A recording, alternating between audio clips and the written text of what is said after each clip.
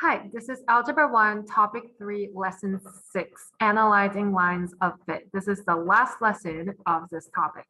In this lesson, we'll be able to compute and interpret the correlation coefficient for linear data. We'll also plot and analyze residuals to assess the fit of a function. And we'll also distinguish between correlation and causation. So overall, we'll be able to find the line of best fit for a data set and evaluate its goodness of fit. Okay, so last lesson, we learned how to figure out the line, the trend line of scatter plots. Some vocabularies we're going to see in this lesson would be causation, correlation coefficient, extrapolation, interpolation, line of best fit, linear regression, and residual. A lot of these vocabs are a little bit hard. It could be difficult, but they're the necessary vocabularies for you to learn statistics. So they are important. Let's look at explore and reason. The scatter plot shows the number of beachgoers each day for the first 6 days of July. The head lifeguard at the beach uses the data to determine the number of lifeguards to schedule based on the weather forecast. So we have two data sets, degrees above 80 degrees and number of beachgoers. So do we see a relationship here? Is a scatter plot showing a relationship? Is there a correlation? Yes, there's a trend line that looks like it's going up from left to right. So these two factors have a positive correlation. The head lifeguard compares two linear models. G of x is equal to 13x plus 25, and h of x is equal to 12x plus 30. We're going to copy the scatter plot and graph the linear functions on the same grid. Okay, so there could be a lot of, we've learned that there could be many trend lines to the scatter plot. So let's consider these two. We're gonna start from g of x. The y-intercept of g of x would be 25. So you start from 25, 0, 25, and then your slope is 13. So you go up 13 over 1 and 13 over 1. So in order to get a nice little point, let's go 5 over, which means 13 times 5 would be 65. You go up 65. Each of these are 25, so that's 50.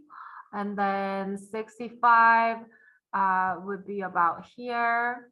And that would be 5 comma 90. So it could be over here. That's 5 90. Okay. Or 10 180. So that would be about here. But let's first graph g of x. Okay, this is g of x.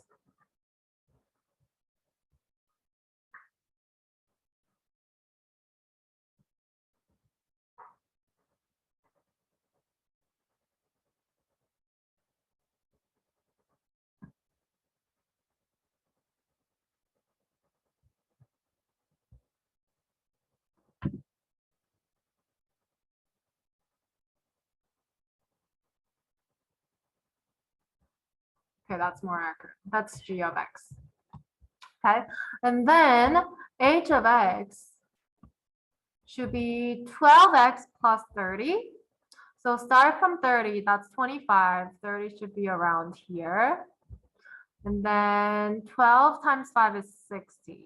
So 60 plus 30 would be 95. A little bit over here.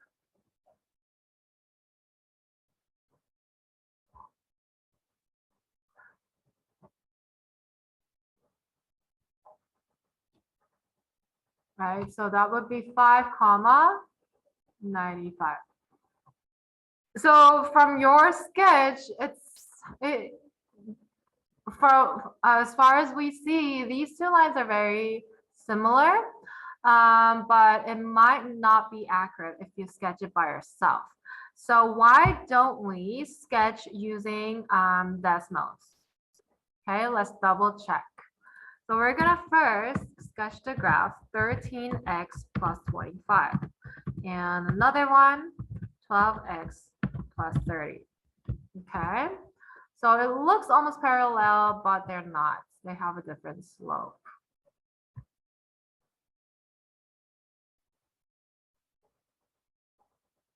Do you see that?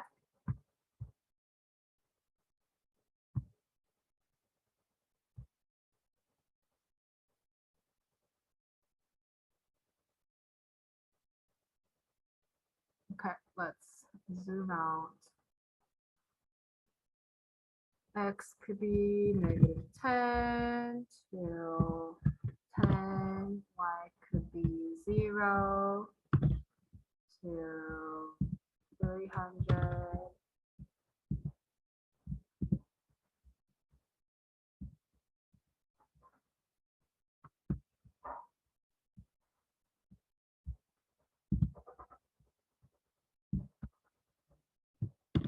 X could be 0 to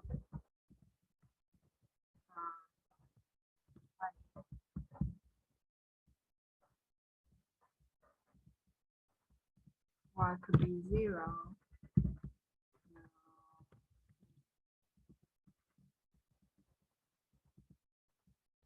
Doesn't matter.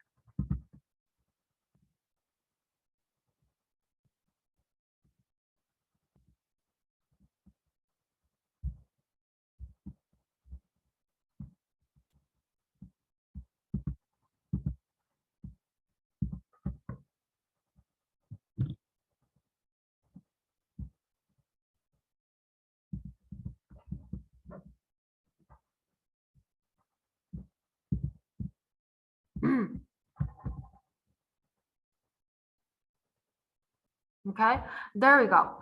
So the red line is g of x. The blue line is h of x. Which one do you think is more accurate? So first, you have to think about why might there be more than one possible linear model, right? They're very close. They're not exactly the same line, but it looks like it could be a trend line for these scatter plots, right? More than one line can be drawn with half the data points above the line and half the data points below the line. And how are the domain and range restricted by the real world problem? We only have positive domain and positive range because these are degrees above 80. So yeah, it starts with 0 above 80. Okay, and then how many degrees above 80 would be your domain. Number of beachgoers should be positive. We don't have negative beachgoers. We're not counting negative beachgoers. Right? That could be our part B as well.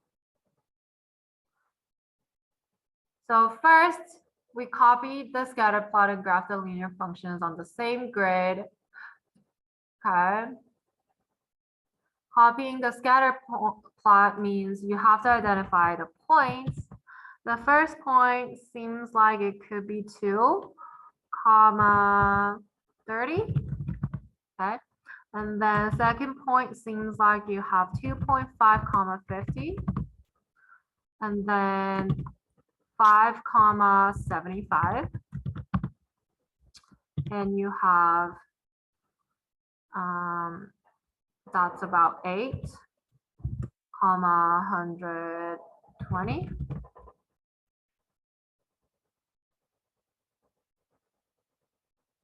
Okay, and then you have 9, comma 150, and then that looks like 17.5. comma 250, right? So then you have these scatter points copied down for part A, and you have these lines of best fit. So copy these down in your grid lines. Or if you have a computer, you can go to decimals.com/calculator in your tab and copy the points down with your lines. Part B, what is a reasonable domain for each function?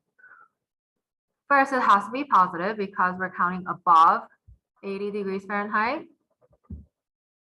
And it needs to be below 20, right? Because that's the highest data point, and yeah, it doesn't go over 20.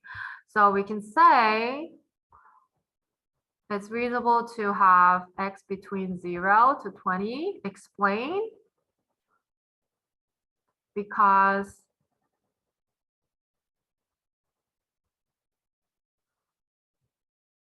all data points are within this domain. They're all between 0 and 20. Okay. Part C, which model is the best predictor of the number of beachgoers based on the temperature above 80 degrees Fahrenheit? Defend your model. Is it G of X or H of X? Okay. Which one do you think follows closer? Let's look at the red one first. Does that look pretty much accurate?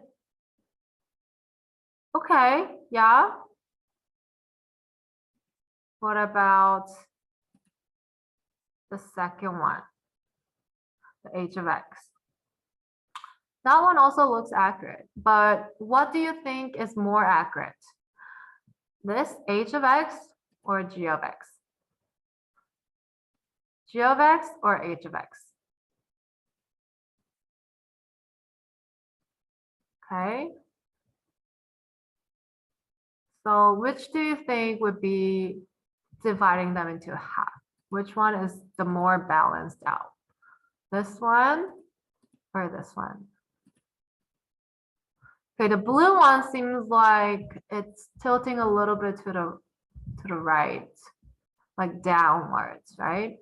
This one feels more balanced. It feels like it's going in the middle. Don't you think so? Yeah. So the red one, we can say that G of X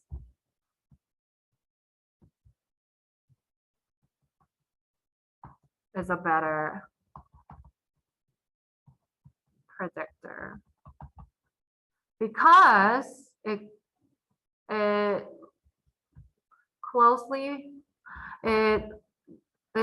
more closely follows a lot of points. It looks more balanced. Or let's say it looks more closely follow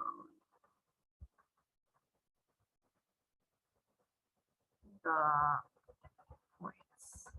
Okay, think about how you can evaluate the goodness of a fit of a line of best fit for a paired data set.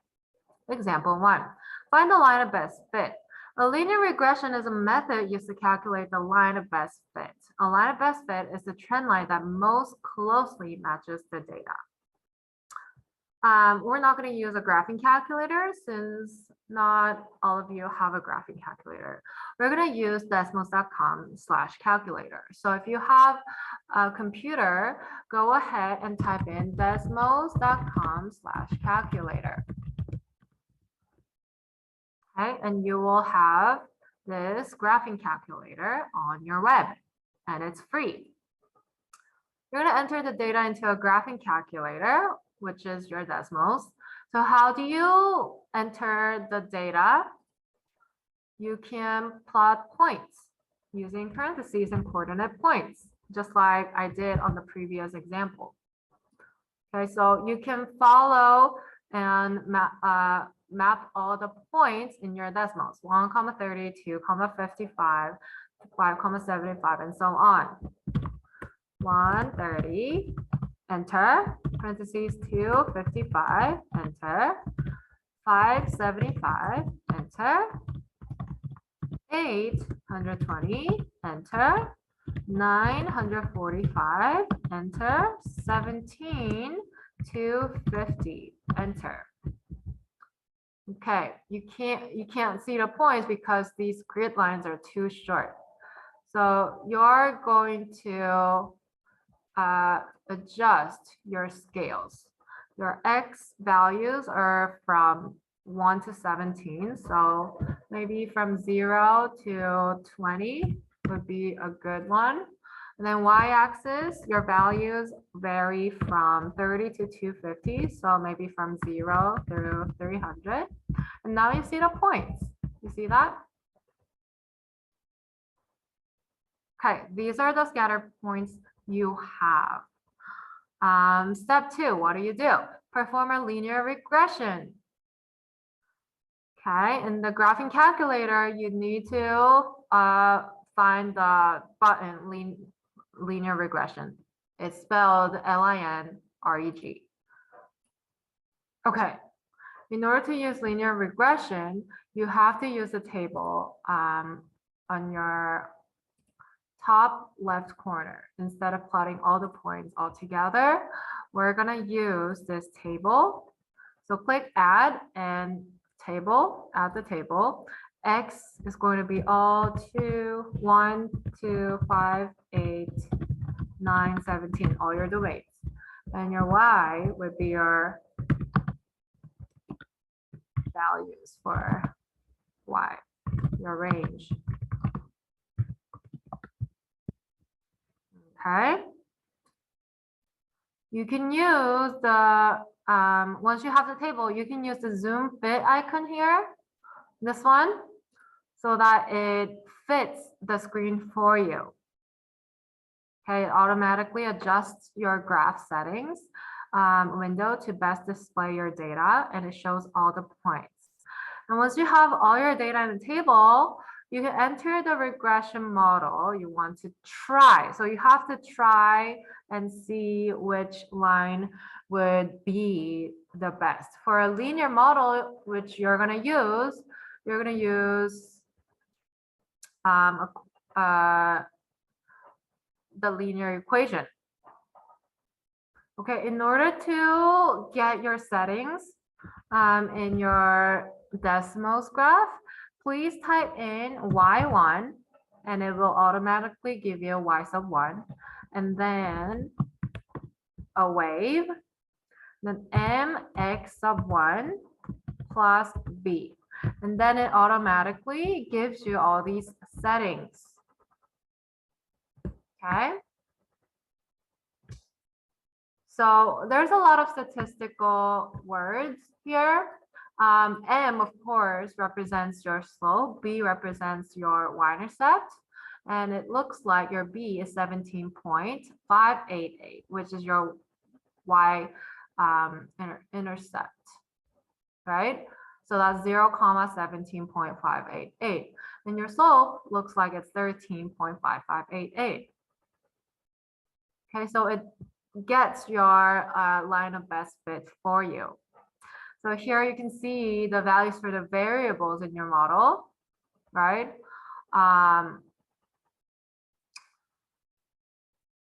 As well as the correlation coefficient R. So these are called a correlation. The closest it is to 1 means it's 100% accurate. It's never going to be 100, but that means you have 99% accuracy. So this is the line of best fits. The closer it is to 1, it is closer line to your data plot. Okay, so this is the best line from all the trend lines you can think of. Okay. So there you go.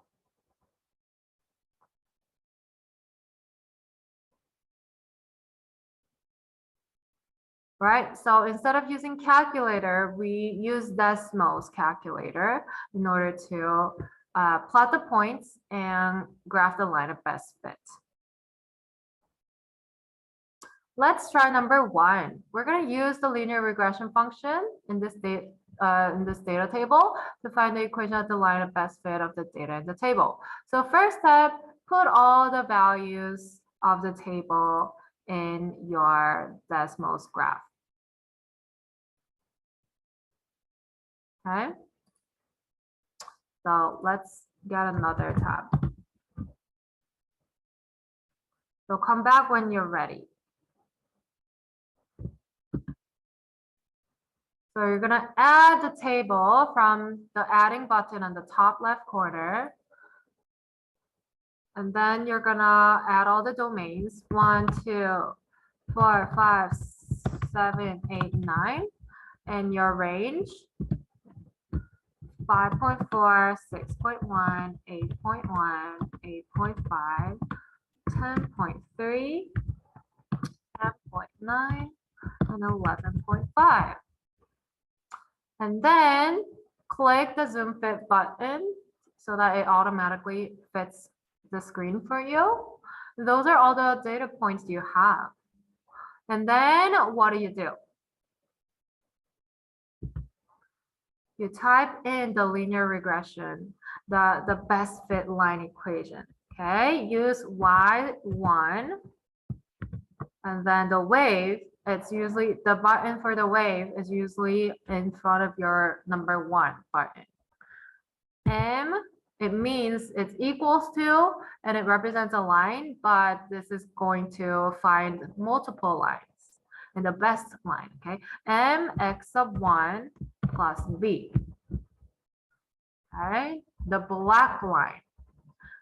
This has also 99% accuracy, and your y-intercept is 0,4.691. Your slope is 0.776823. Okay.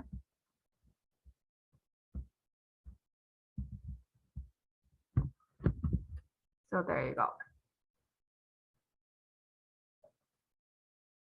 So in try number 1 for answers, you can write the equation of the line using the data.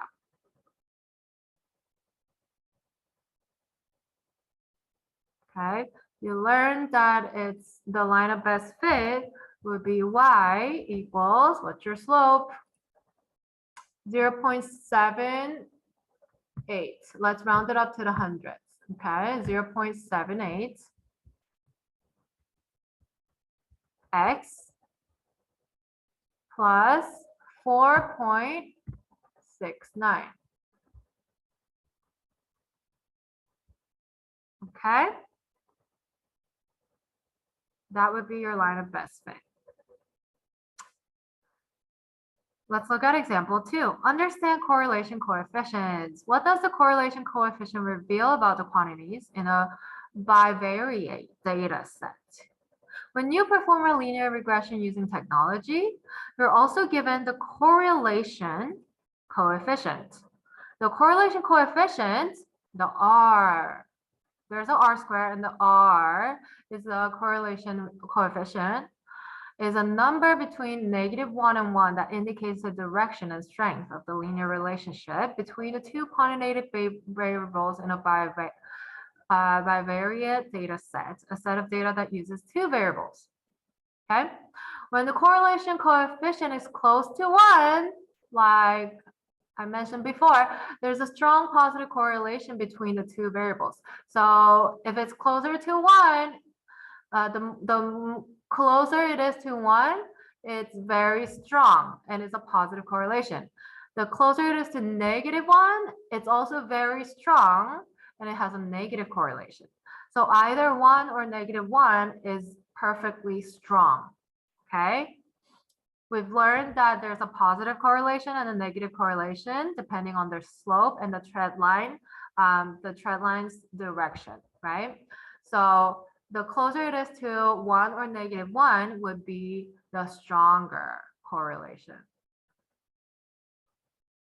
Okay, if it's yeah, so let's look at try number 2. Let's look at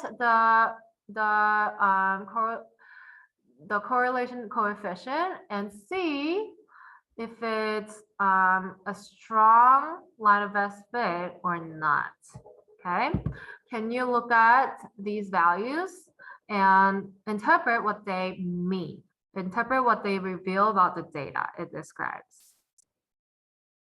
Okay, is this a strong relationship or a not strong relationship? Is it close to 1? No, it's closer to 0. So this is not strong. Okay, 0.1 is close to 0. So it indicates that the relationship is weak. Part B, -0.6. Is this a strong, weak, or maybe medium? 60%, that's in the middle, right? Almost in the middle. Instead of, being closer to 1 or 0, it's almost in the middle. So this is a medium correlation. Okay, -1 would be the strongest linear relationship with a negative correlation data. So -0.6 is not very strong or very weak.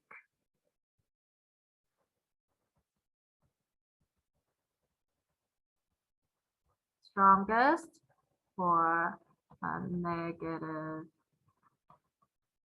correlation. Okay.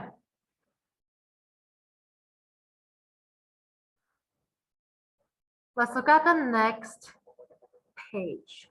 What are residuals? A residual is the difference between the y value of a data point and the corresponding y value from the line of best fit or the predicted y value. Okay, residual is the actual value minus the predicted y value. All the predicted y values are on the line of best fit. That's the prediction. But then the actual data points are the actual points on the scatter point.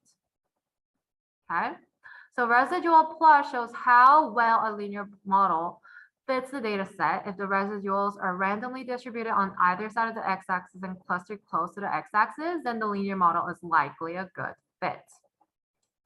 Okay. Example 3, interpreting residual plots. So we have a line of best fit, y equals -35x plus 1,208 here. And these are some data. Predicted values are values that are predicted from the line of best fit.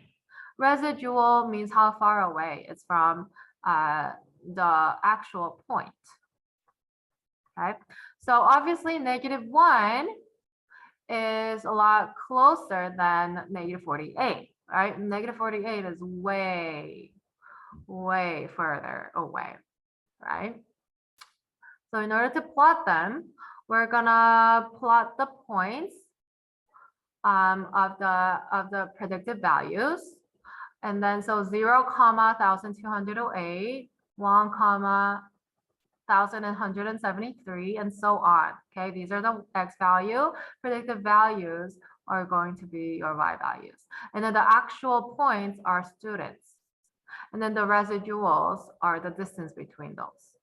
Okay, so that's the predicted points. And these are the actual points. Okay, those are the residual plot.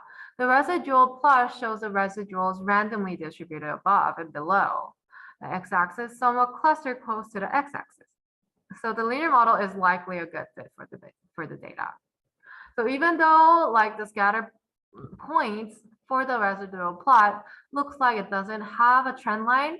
It doesn't have to have a trend line. You need to look how close it is to the x-axis or the y-axis. Okay. So looking at try question number 3. These are the data we have, and that is the line of best fit we have.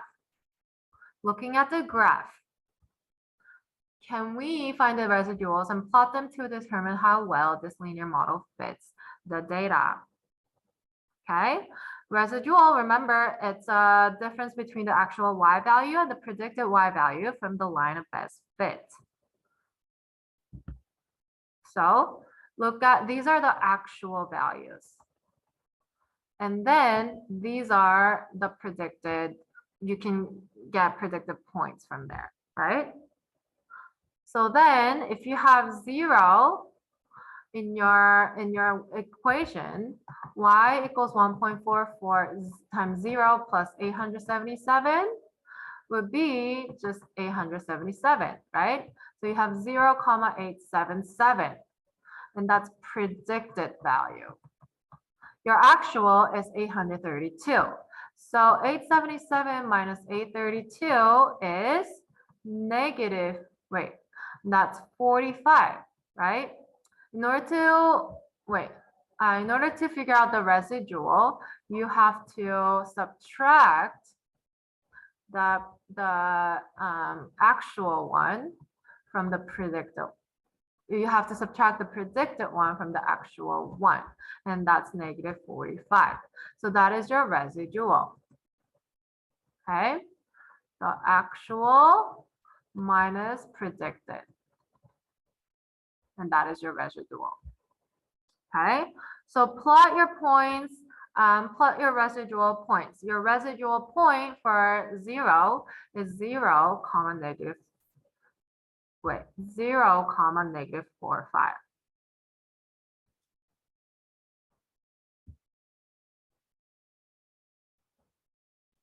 Okay, so all the residuals you should have would be negative 45, negative 6.44. So let's write those in points. 0, negative 45, 1, negative 6.44, 2, 25.12, 3, 46.68, 4, 20.24, 5, 2.8, 6, negative 22.64, 7, negative 20.08, and that's it. So let's graph them. Let's graph it here. Okay. Table. Your x, 0, 1, 2, 3, 4, 5, 6, 7. Your range, negative 45, negative 6.44, 25.1, 1, 2, 46.68, 20.24, 2.8, negative 22.64, negative 20.08. Okay, so these are our points. What do you notice? The residual plot shows that the residuals. So look at the residuals like over here. These are kind of clustered to the x-axis, right? Do you see any clustered points? These are very evenly distributed out. It's not like they want to be closer to x-axis. So no, this is not clustered close to the x-axis, so it's not a good fit for the data. So part 3, try 3, we can say the residual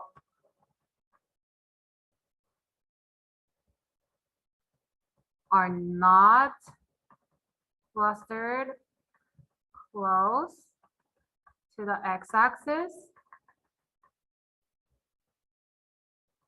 So it is not a good fit for the data. Okay. Right, example 4. Interpolate and extrapolate using linear models. The graphic shows regional air travel data recorded by a domestic airline company. How can you use the data to estimate the number of air miles people flew in 2003? If the trend in the air travel continues, what is a reasonable estimate for the number of miles that people will fly in 2030? Okay, so air miles traveled in thousands. These are the actual data. We're going to plot the data points on the scatter plot. And you see some patterns over here. We're going to use technology, which means graphing calculator, performing a linear regression to determine the line of best fit for the data. So put in all these information, and let's see if you can do it as well. I know there's answers in the textbook, but see if you can figure it out by yourself. Let's see. So you're gonna go to the adding button, take out the table, and then your X is gonna be the number of years since 1975. So 1975 would be 0, okay? So 0, and then 5, and then we have 10, 20, 25, 30, 35, and 40, okay, for your domain. Range would be 1,298, 1,529, 1,720, 2,118, 2,387, 2,697, 2,973, 2,945, and 3,055. Are we missing something? Did I write something? Did I not write something? Oh, I'm missing 15. Right? So 15, 20, 25, 30, 35, 40. Oh no.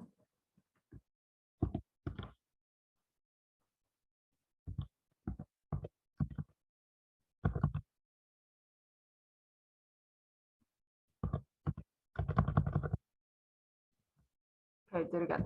20 would be 2,387, right? 2,697, 2,973, 2,945, 3,040, 55. Okay, and then zoom fit the screen, and then it adjusts the screen for you. And then what do? You plug in y1 wave m x1 plus b. Okay, that's your line of best fit. If you want to change the color, you can go to the settings and change the color. All right, and so your R is 98%. That's really close to 1. It has a positive correlation. Your slope is 47.87. Your y-intercept is 1,345.04.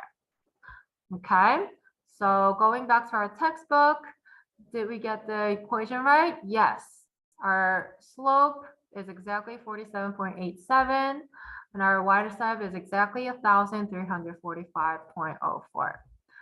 See if you can do it by yourself as well.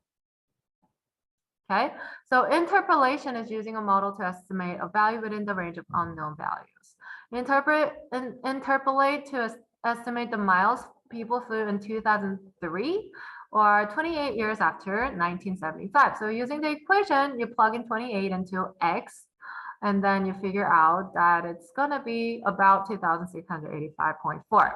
Extrapolation is using a model to make a prediction about a value outside the range of known values. So we can extrapolate to predict the miles that people will fly in 2030. So 2003 is inside our range of data, right? 2003 is between 2000 and 2005. So it's included in our lines of best fit.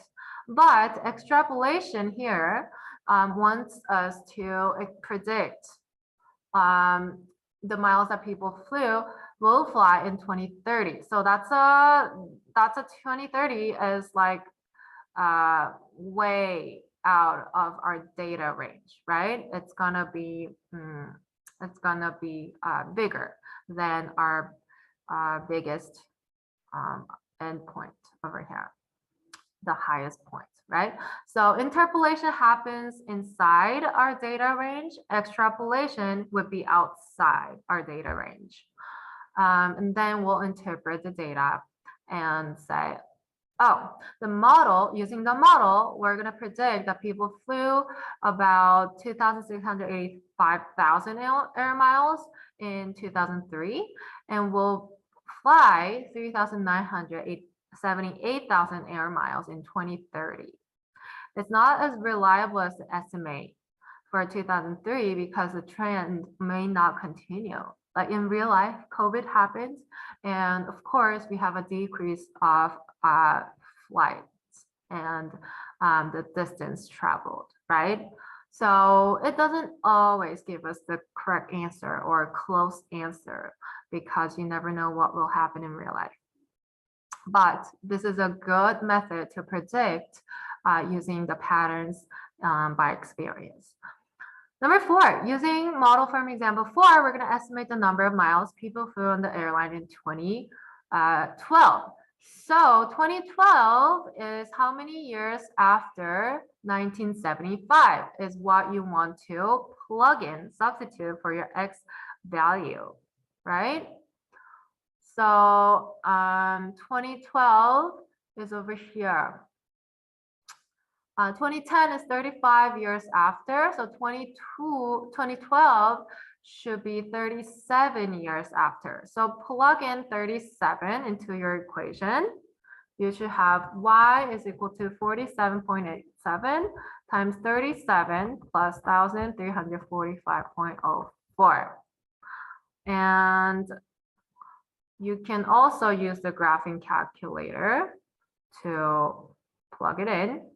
Or you can see you can drag points on your line as well. Was it 37? Okay. Let's see where 37 is. So 37 is here. 3,116.234 miles.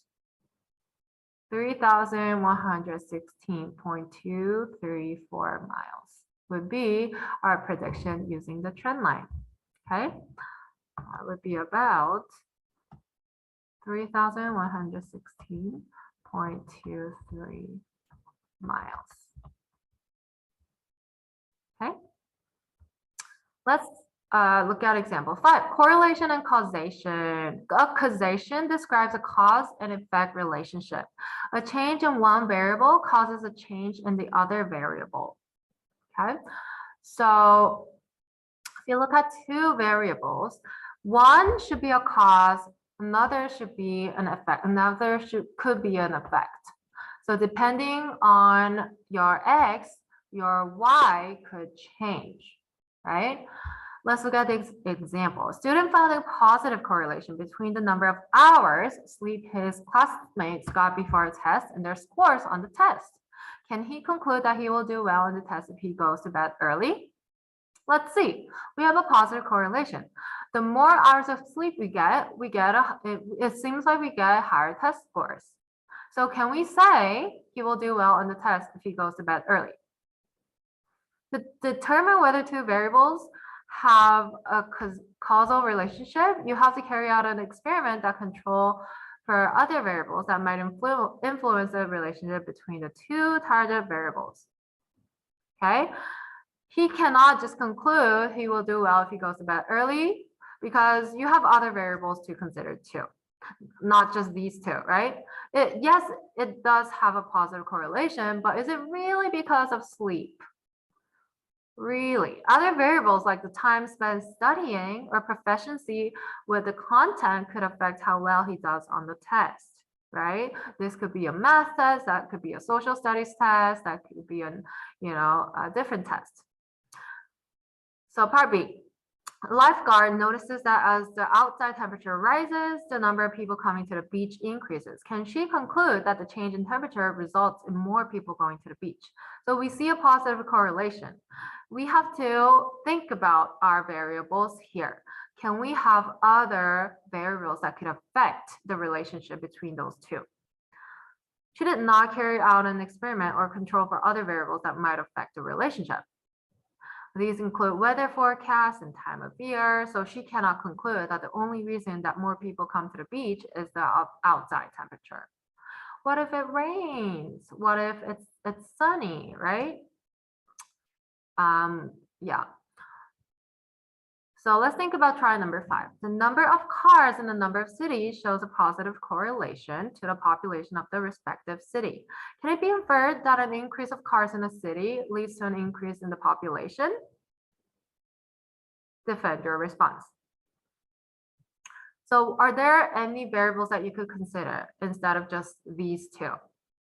Increase of cars in the city, increase in the population. Do you think the more cars we have would automatically mean more populations, more people? Maybe not. What are other factors you could consider? You might get people having more than one car.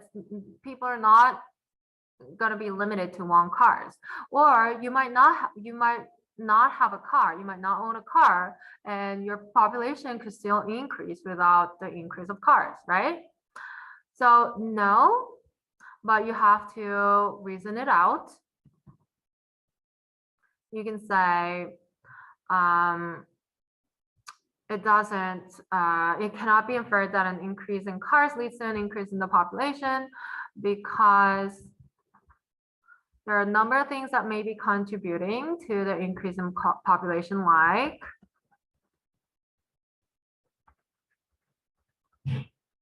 so cars don't always, is not the only cause of the increase of population, right? What other factors?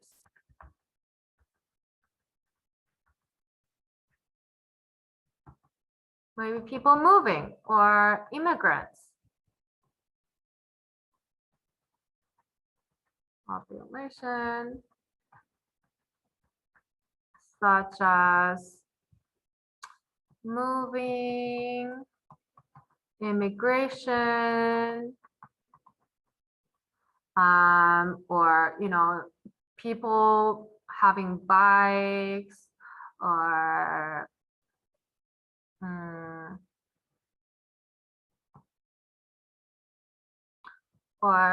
studying abroad, and so on, right? There are many other factors that could increase the population. So now, okay. So let's summarize our lesson.